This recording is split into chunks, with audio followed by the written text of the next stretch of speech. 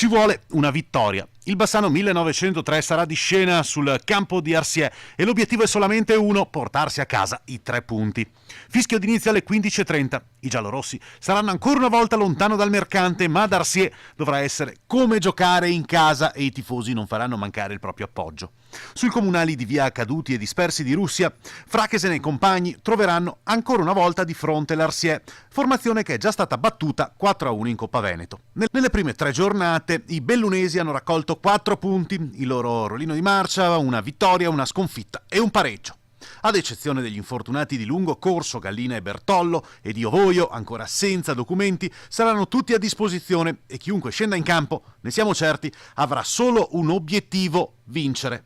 Trasferta anche per il Cartigliano, impegnato nel campionato nazionale dilettanti. Dopo lo spettacolare pareggio di domenica scorsa, 4-4, sono attesi dalla sfida con il Virtus Bolzano. Appuntamento allo stadio Druso.